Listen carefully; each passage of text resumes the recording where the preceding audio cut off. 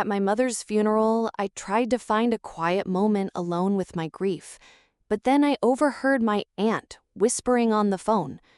"She's gone," she said, her voice a cold, relieved whisper.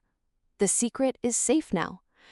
Her words led me to a hidden box of letters, and a secret so profound it would rewrite my entire life. The woman who raised me wasn't my mother.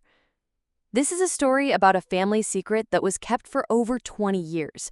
Before we get into it, I'd love to know, what city are you watching from today? Let me know in the comments. And be sure to subscribe for more stories every single day. Okay, let's go back to that funeral. The day we buried my mother, the sky wept with a cold, persistent November rain. The world felt muted, a landscape of gray and black, a perfect mirror for the profound, hollow ache in my own chest. My mother, Rebecca, had been my entire world. She was my confidant, my champion, my best friend.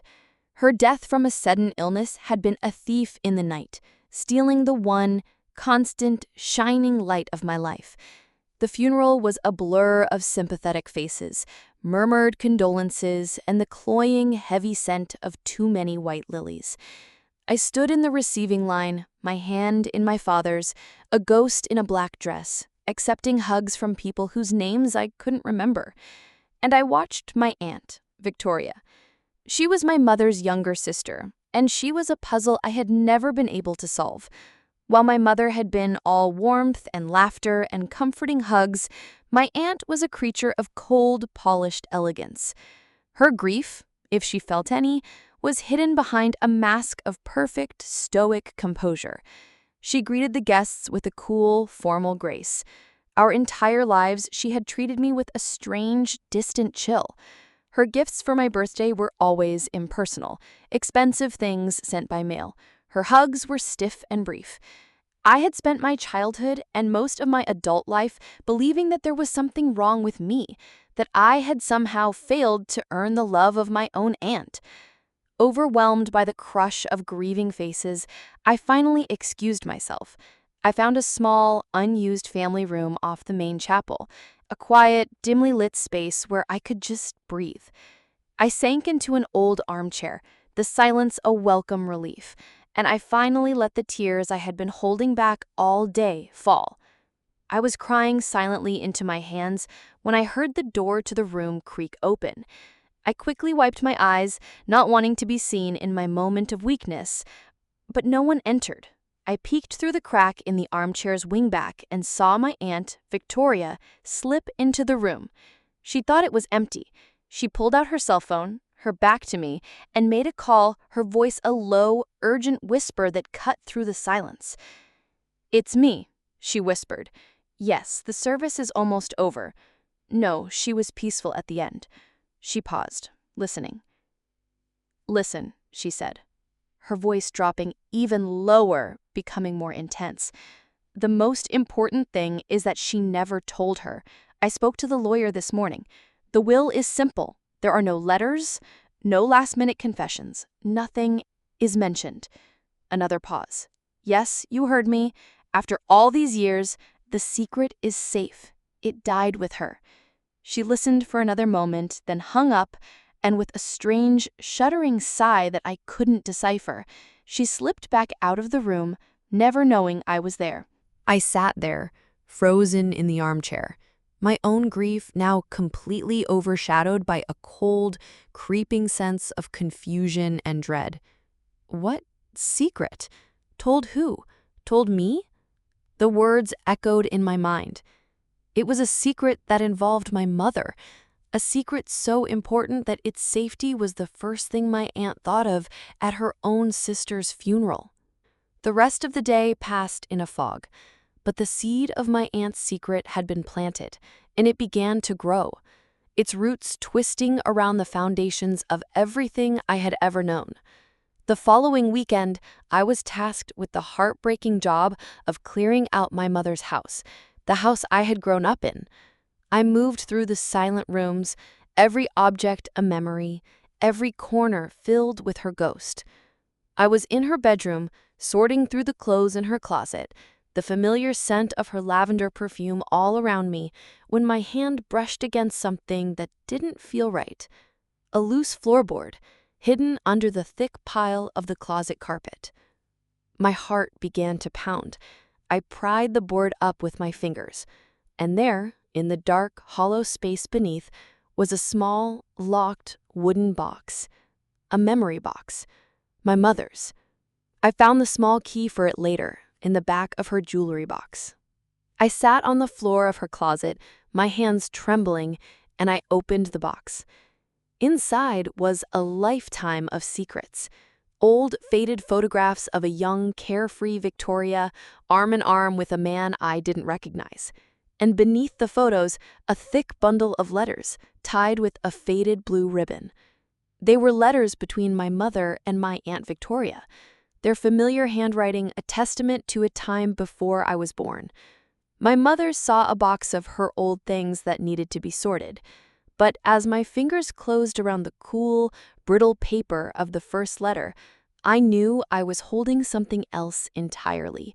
I was holding a story, and I had the terrible, certain feeling that it was a story my family did not want told.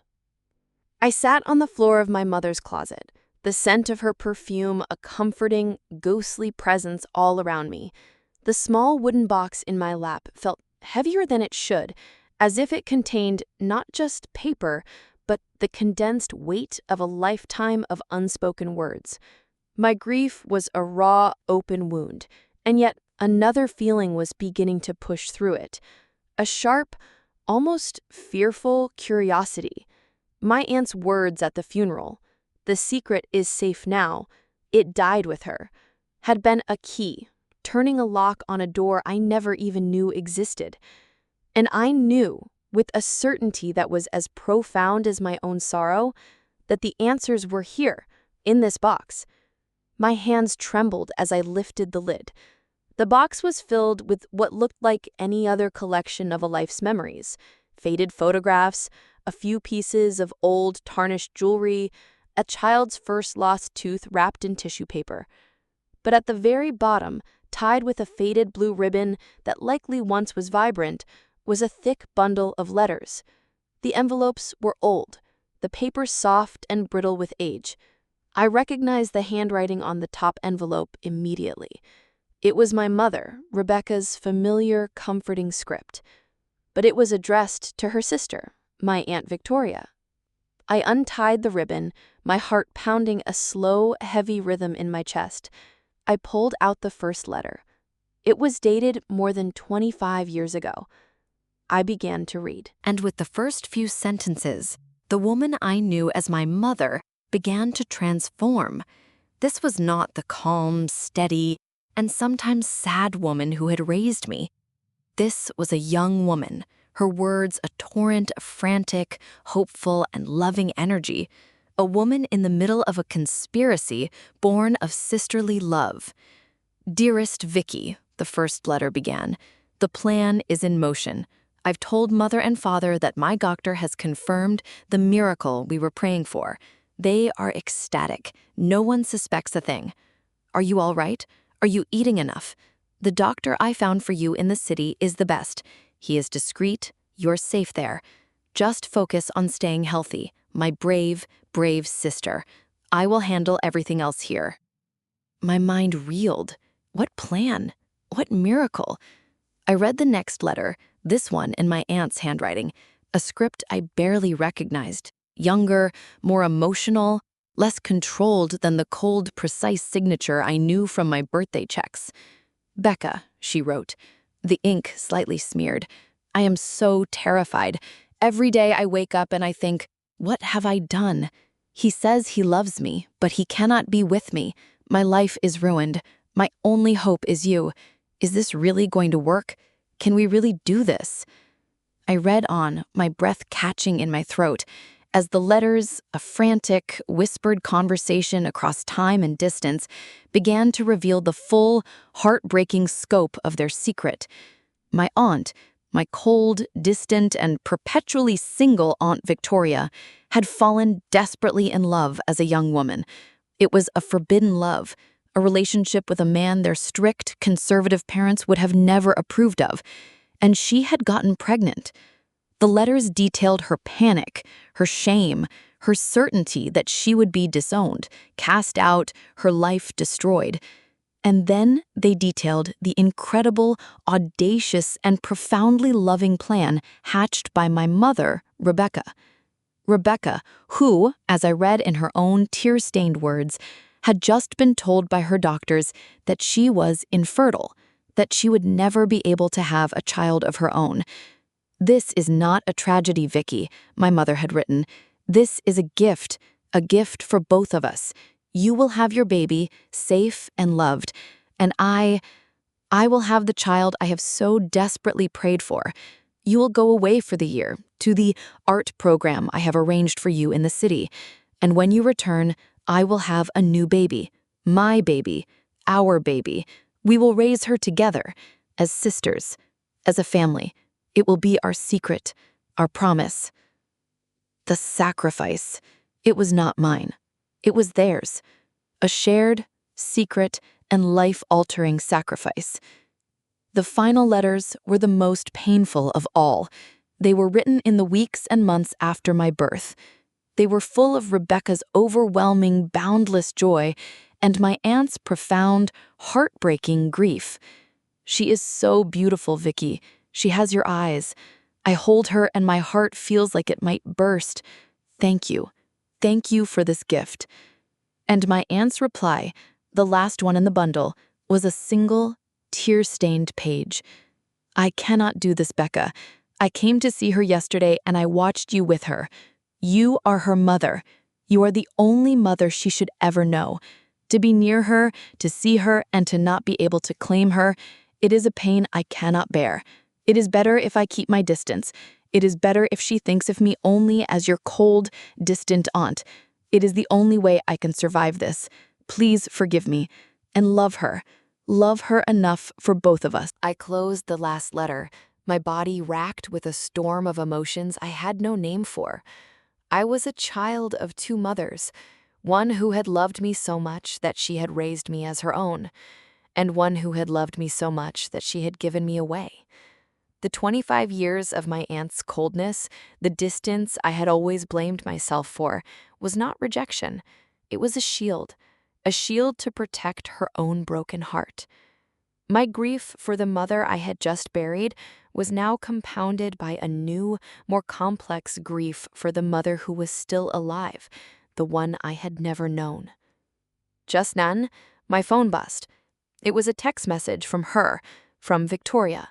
Her tone was as cold and as businesslike as ever. "Ivy, I have spoken with the realtor. We need to have a final family meeting at the house tomorrow to discuss the logistics of the sale. Please be there at 10.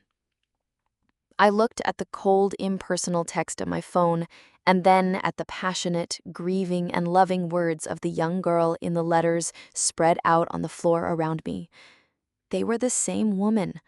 Tomorrow, she wanted to have a business meeting to sell the house where my story, our story, had begun. She had no idea that I had just spent the last 2 hours reading her heart. She had no idea that her secret was no longer safe. And she had no idea that I was about to confront her, not as her niece, but as the daughter she had given away. The next morning, I woke up in my mother's, in Rebecca's bed, the bundle of letters resting beside me on the pillow like a sacred text. The world felt fundamentally altered, as if the very color of the sky had changed. The grief I felt was no longer simple. It was a complex, layered thing. I was mourning the loss of the woman who had raised me, but I was also mourning the loss of a life, a truth I had never known. And beneath the grief, a new, hard, and unshakable resolve was beginning to form. My aunt, my mother, Victoria, was expecting me to show up for a business meeting, a discussion about asset liquidation. I was going to give her a reckoning instead. I didn't plan a grand theatrical reveal. My heart was too heavy for that. I just needed the truth to be spoken aloud, to exist in the air between us, no longer a secret buried in a dusty box. I chose one letter from the bundle, the last one Victoria had written, the one that was so full of a raw, agonizing grief. I folded it carefully and put it in my pocket. It was my only weapon. I found them in the living room. Victoria was, as her text had suggested, all business. She had a clipboard and was talking animatedly to a real estate agent, discussing market values and staging strategies. A few other relatives, my uncle and a cousin, were there as well, looking on with a kind of vague, predatory interest. They were all treating my mother's home, my childhood home, like a simple commodity, a final asset to be divided up. They were erasing her, and I, it seemed, was the only one who had a problem with it. "Ah, Ivy, there you are," Victoria said, her voice brisk and impatient as she saw me. "Good, we can get started. The agent thinks we should list it by the end of the month." "No," I said. The word was quiet, but it landed in the room with the force of a physical blow. The real estate agent, the other relatives, they all stopped talking and turned to look at me. Victoria's perfectly sculpted eyebrows rose. "I'm sorry," she said, her voice dripping with condescension. "What did you say?" I said no, I repeated, my voice stronger this time. I walked further into the room, my gaze locked on hers. "We're not going to talk about selling this house. Not yet. Before we talk about any of that, I think we need to talk about what really happened in it." A flicker of something, fear, annoyance, crossed her face. "I have no idea what you're talking about," she said, her voice cold. "If you're going to be emotional and difficult, perhaps you should leave this to the adults." "I am an adult," I replied, my voice still quiet, still calm. "And I have a question for you, Victoria." I took a step closer, my heart hammering against my ribs, but my resolve was a block of ice. "I need you to tell me. Was it hard?" "Was what hard?" she snapped, her composure beginning to crack. "For 25 years," I said, my voice now a low, intense whisper. "Was it hard to see me? To be in the same room with me at every Christmas, at every birthday? To watch me grow up and to have to pretend that I was just your niece?" The color drained from her face. I saw her hand, the one holding the clipboard, begin to tremble. She knew. She knew that I knew. "I don't know what kind of insane fantasy you've cooked up in your head, Ivy," she stammered, her eyes darting around at the confused faces of her other relatives. "You've been under a lot of stress. Your mother's passing. This isn't about my grief. This is about yours." I reached into my pocket and pulled out the single, folded, and brittle letter. I didn't open it. I didn't need to. I just held it up between us. "I found your letters, Victoria," I said simply. "The ones you wrote to Rebecca. All of them. I know everything." The fight went out of her in an instant. Her cold, defensive posture collapsed, and she sank onto the arm of a nearby sofa, her face a ruin of a secret she had carried for a quarter of a century. The other relatives just stared, their mouths agape, as the entire, unspoken history of our family began to unravel before their very eyes. I looked at her, at this woman who was my mother, the stranger, and I saw not the cold, distant aunt I had known my whole life, but the terrified, heartbroken young girl from the letters. The secret was out. It was no longer safe. It was no longer hers to carry alone.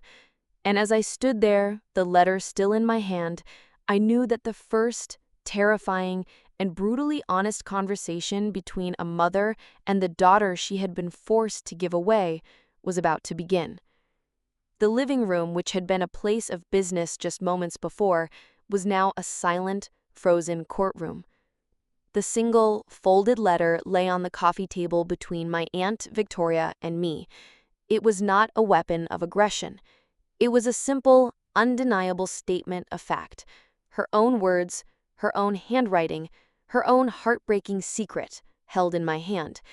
My other relatives, my uncle and a cousin, stared, their faces a mask of utter, uncomprehending confusion. "What is this, Victoria? What secret? What is Ivy talking about?" Victoria looked at me, her face a ruin. The cold, polished mask of the woman I had known my whole life had completely shattered. In her place was the face of a terrified, heartbroken young girl from the letters. "This is a private matter," she hissed, her voice a ragged whisper. "It is between me and my niece. It is none of your concern." "No," I said, my own voice quiet but firm, finding a strength I didn't know I possessed. "It's not. It was a family secret. And this family," I said, my gaze sweeping over all of them, "is done with secrets." I looked back at Victoria, at the woman who was my mother. "Tell them," I said. It was not a request, it was a plea. "Or I will." And so she did. The story, when it came, did not come in a rush. It came in broken, fragmented pieces, the words torn from her as if from a deep, unhealed wound. She told them of a life I had never known, a life from a time before me. She spoke of a young, forbidden love with a man my grandparents would have never approved of. She spoke of the heady, reckless joy of that love and of the sudden, life-altering terror of an unplanned pregnancy in a time and a family where such a thing was a mark of absolute, unforgivable shame. She spoke of her sister, my mother, Rebecca. She spoke of Rebecca's own secret heartbreak, a diagnosis of infertility, the quiet death of her own dream of motherhood. And she spoke of the desperate, loving, and insane pact the two sisters had made in the quiet of a long-ago night, a plan to save one sister from shame and the other from childlessness. "She was supposed to be our baby," she whispered, her eyes now looking at something far away, a memory from 25 years ago. "We were going to raise her together, as sisters, a secret, happy family of 3. She let out a short, bitter, heartbreaking laugh. It was the beautiful, naive plan of 2 young women who had no idea about the true cost of a secret. She told them of the pain, the unbearable, soul-crushing pain of giving her own child to her sister to raise, the agony of watching me grow up, of hearing me call another woman mommy. She explained her own coldness, her distance, as not a lack of love, but a desperate, clumsy defense mechanism. "How could I get close?" she sobbed, tears now streaming down her pale cheeks. "How could I hold you? How could I play with you, knowing that I could never, ever tell you the truth? Every time you smiled at me, it was a knife in my heart, so I stayed away. I built a wall. It was the only way I could survive seeing you every day." I listened to her story, and the anger, the feeling of betrayal I had felt began to dissolve, replaced by a new, complex, and overwhelming wave of empathy. My entire life I had believed her to be a cold, unfeeling monster. But she was not a monster. She was a mother, a grieving mother who had been trapped in an impossible situation for a quarter of a century. The 25 years of her rejection, the rejection I had always blamed myself for, was not about me at all. It was about her own unbearable secret pain. When she finished, the room was silent once more, but this time it was a silence thick with a new, shared, and tragic understanding. My uncle and cousin just stared, their own minds clearly reeling as the entire history of their family was rewritten before their very eyes. I finally walked over and sat down on the sofa beside her, beside my mother. I didn't know what to say. What do you say to the woman who is both a stranger and the source of your own life? "Why?" I finally whispered, the one question that remained. "Why did you never tell me?" "After Grandpa and Grandma passed away, after the danger was gone." She looked at me then, her eyes, my eyes, full of a lifetime of regret. "Because it was too late," she whispered. "Too much time had passed. Rebecca was your mother. in every way that truly mattered. She raised you. She loved you. She was there for you. To tell you the truth would have felt like a betrayal of her, of the incredible, selfless gift she gave me. And her voice broke again. I was a coward. It was easier to be the cold, distant aunt than to face the daughter I had given away. I looked at the letter in my hand, then at the broken woman beside me. She was right. Rebecca was my mother, but this woman, this stranger, was my mother too. And in that moment, in the middle of this room filled with moving boxes and the ghosts of our shared secret past, a new, terrifying, and profoundly uncertain future began to open up before us. The realtor, who had been waiting awkwardly in the hallway for the entire agonizing hour, finally poked his head in. "Excuse me," he said, his voice a jarring intrusion of normalcy. "I'm so sorry to interrupt, but we do have a buyer who is waiting for a final decision on the sale of the house." The sale of the house. The business meeting. It seemed like a ridiculous, trivial thing now. We all looked at him, then at each other. The house was no longer just a house. It was a monument to a secret pact between two sisters. It was the only home I had ever known. And it was the last tangible connection to the woman who had raised me. The secrets were out. The lies were dead. But as we stood there in the shell of my childhood home, surrounded by the wreckage of our family's history, I realized the hard part wasn't over. Uncovering the past was one thing. Deciding on a future, together, was a completely different story. The realtor's question, so mundane, so practical, was a jarring intrusion into the raw, sacred space of our shattered family history. About the sale of the house, he was a man from the outside world, a world of contracts and commissions, and he had no idea he was standing on the hallowed ground of a 50-year-old pact between two sisters. My uncle was the first to recover.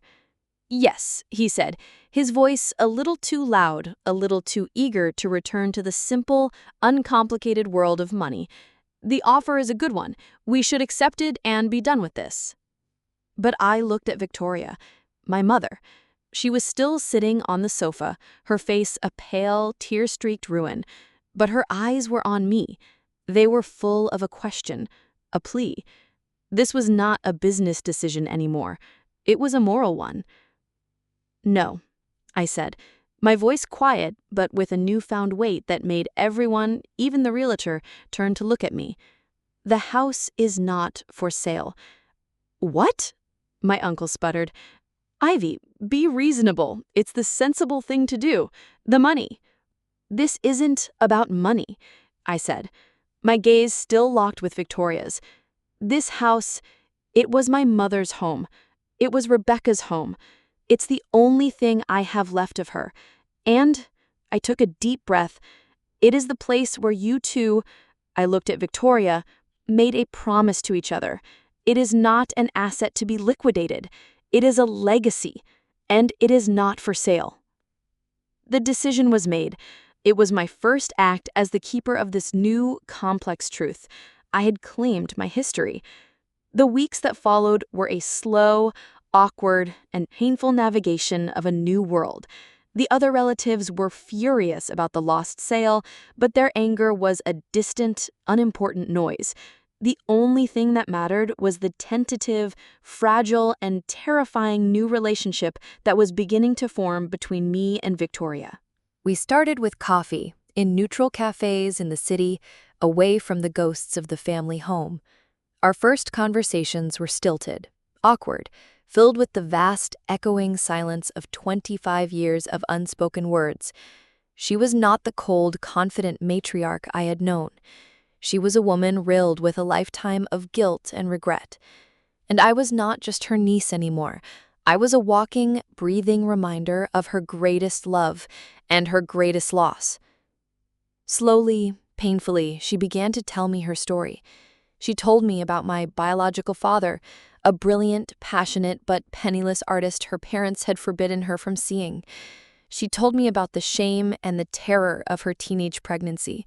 And she told me, with tears streaming down her face, about the profound, selfless love of her sister, Rebecca, who had offered her a lifeline, a way to save her child from a life of shame.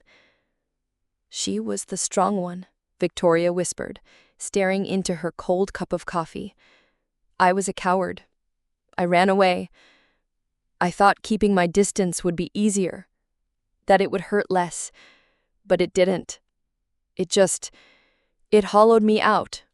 There has been a hole in my life for 25 years, Ivy, and it is shaped exactly like you." In return, I told her about Rebecca. I told her about the woman who had raised me, about her kindness, her patience, her quiet, unwavering love. I showed her pictures, I shared memories. I gave her the gift of the daughter she had never known, through the eyes of the sister she had lost. We were two strangers, trying to build a bridge across a chasm of secrets, using the memories of the woman we had both loved as our foundation. A year after the funeral, we stood together in the attic of my mother's house, the house I had fought to keep. The moving boxes were gone, the dust sheets had been removed. It was just a quiet, peaceful home again. I had brought the wooden box of their letters up from the closet.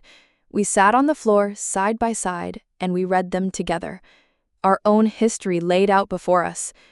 We cried for the two young, scared girls who had made an impossible choice. We cried for the years that had been lost. My family was not the simple black and white story I had always believed.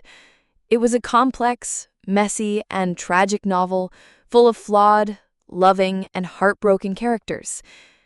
I no longer had one mother, I had two. One who loved me so much that she had sacrificed her own body and her own child to give her sister a family. And one who loved me so much that she had sacrificed her own heart to give me a normal, happy life. I had not been abandoned. I had been doubly and profoundly loved. And that, I realized, was a secret worth waiting a lifetime to discover. An absolutely beautiful and heartbreaking story about the incredible sacrifices we make for family and the healing power of the truth. What do you think of the pact the two sisters made? Let us know your thoughts on this complex and emotional story in the comments below. If you were moved by this incredible story, please show your support by hitting that like button, and be sure to subscribe for more powerful and thought-provoking stories every day. Don't forget to click the notification bell so you never miss an upload. Thanks for watching, and we'll see you in the next one.